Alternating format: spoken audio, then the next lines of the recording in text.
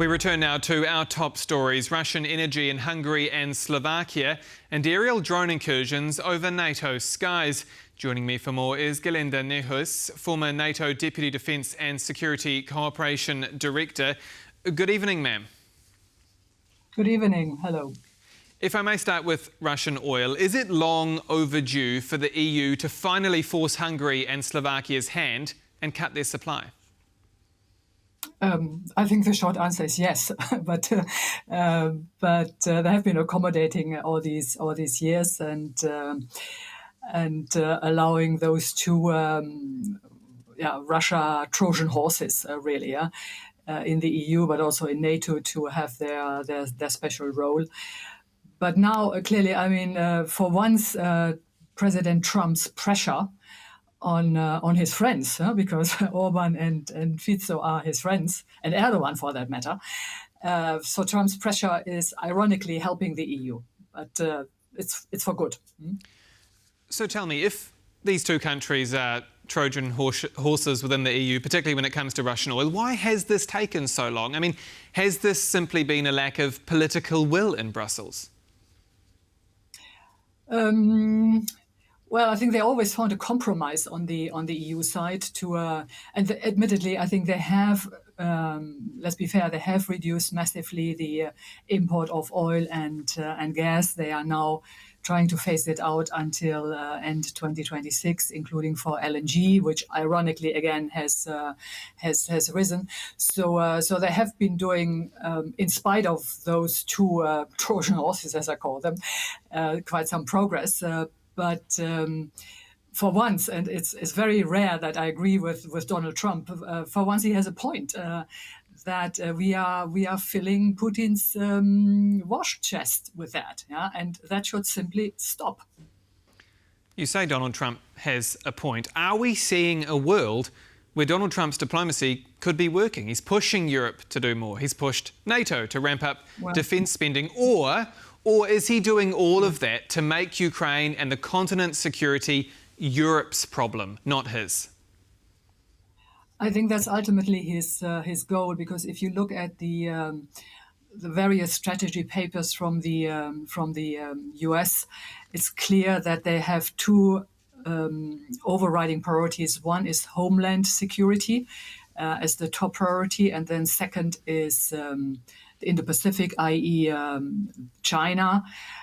They assume that China will want to be in a position to seize Taiwan, be able to seize Taiwan by 2027, and in tandem they will reduce the U.S. presence in Europe. Also because the U.S. thinks that Russia should be dealt with by the Europeans, especially also because Russia, in the U.S. perspective, is not an immense threat. So they think the Europeans can deal with that by themselves. Yeah, and on the European side, I think whilst we have been doing quite something over past years, we have not done enough. We have too often pressed the reset button or the snooze button for that matter, and lost precious time.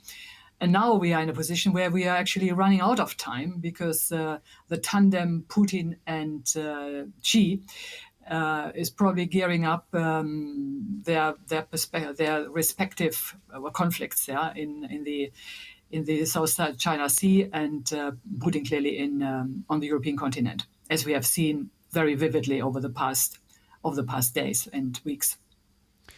What do you make then of Donald Trump's sudden U-turn on Ukraine, saying Kyiv could completely take back lost land? What's his endgame here? Because some say that this is him distancing himself from Europe. Others say it's good news for Kyiv. Well, at least it's positive rhetoric, but for Kyiv. But Trump is inherently unpredictable. So God knows what's he going to say in a week from now. In this instance, I think it was President Zelensky who spoke to him last before Trump made these statements. So what will he do on the next occasion? So I think altogether what we are seeing with the US under Trump, the US is no longer a reliable and trusted ally. I mean, Trump has repeatedly damaged the credibility of Article 5. He is coercing fellow allies, Canada and Denmark. He's cozying up with Putin, and in many ways, he wants the Ukraine issue to be solved. Not so much because of the peace which will unfold, because if it's an enforced and unjust peace, it won't be peace. But he wants to reset cooperation and business with Russia. That's, I think, ultimately his game. So I wouldn't put my hopes on Trump staying in that line anytime longer. Again, I think as Europeans, we need to take our destiny in our hand and grow up to become serious geopolitical actors. Well, let's talk about Europe's destiny and Russia's threats. We've seen several airspace violations in recent weeks. We've seen Poland, Estonia, now Denmark twice in 1 week. On today's incident, Copenhagen says, look, there's no direct evidence of Russian involvement, but obviously they're looking into it.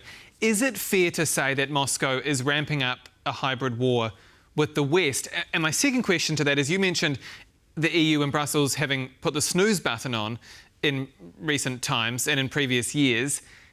Are we now seeing Europe struggle to deal with this hybrid war because we've been asleep at the wheel? I think Russia is waging, I call it a shadow war against all of us. Yeah, and we have been very hesitant in calling a spade. Yeah, and investing in our own capabilities and strengths. Yeah. And as I said before, we are running out of time, because this won't go away. Putin will continue in this vein. He will continue with the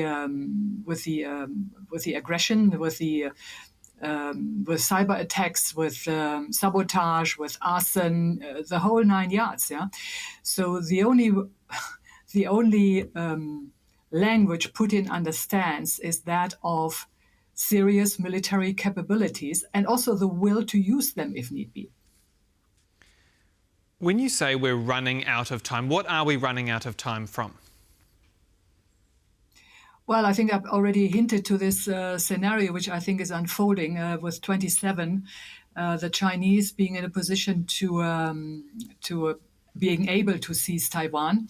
That will be the ideal moment for Putin to escalate even further, because then the US attention will be largely in the Indo-Pacific. The US will largely have withdrawn from Europe further, or reduced presence in Europe. And Europe will have had probably too little time to fill all the capability gaps in order to face Russia on its own. Yeah, so that's why I keep on insisting. We are running out of time. We need to do this now. We cannot wait another decade or so in order to be able to face Russia ourselves. And so here and now there's been this repeated talk of invoking Article 4, so not Article 5, this attack on one is an attack on all, but Article 4, NATO's consultation clause. What does that mean? I mean, does that just mean more talking among members? What does Article 4 really do if it's invoked to respond to these threats? Well, as you know, you're right, it's consultation whenever the opinion of one of the members on its territorial integrity, political independence, or security is threatened. So I think invoking sends a political message to friends and foes alike. Yeah, and that's also why typically afterwards they issue a statement on the invocation of Article 4. Yeah. It also allows allies to share some of the assessments, and the related concerns, and it's also a possibility to float new ideas. But clearly, I mean, Article 4 is consultation. It's not Article 5, which is the collective defense clause. So tell me then. So you talked about Russia really only responding to military capabilities. you said that Article 4 sends a political message. So Vladimir Putin gets this on his desk. Oh, OK, NATO has invoked Article 4 for a certain incident. I mean, does he just put that in the bin? Does that send any kind of message to Vladimir Putin? Yeah, I think that's the declarations. I think he couldn't care less. Yeah, but what is more convincing is the standing up of the Eastern Sentry activity, which NATO did a few days ago. Yeah. But more could be done. I mean, NATO could upgrade the current Baltic air policing to become a true air defense activity, yeah, or a defense mission, yeah, including including more ground-based air and air defense on standby, and automatic non-kinetic penalties, so that there are pre-agreed decision change. So air defense. Allies could look into reforming the so-called rules of engagement, which they have, currently largely based on peacetime conditions. Well, we are no longer in peacetime. Yeah, we are in a period of shadow war. So they could give more pre-delegated authority to SACEUR or to the chain of command. Yeah, they could improve intelligence, surveillance, and reconnaissance as part of this reformed rules of engagement. They could give more support to Ukraine, including long-range strike weapons, yeah, so that Ukraine can finally more hit the bowman and not the individual arrows. Yeah? I'm also one of those advocating for allies to build the sky shield over the uncontested areas of Ukraine from European air bases. So it would not be boots on the ground in Ukraine. It would be an activity taking place from European air bases. And allies could also do more against the shadow fleet in the Baltic Sea. So these are just some ideas of what else NATO could be doing. And that is something which Putin will have an impact on Putin. Gerlinde Niehus, former NATO Deputy Defence and Security Cooperation Director, thank you again for your time. It's a pleasure. Good evening. And that's all for World News tonight. Do stay with us here on TVP World. I'm Aaron Darman. Good night.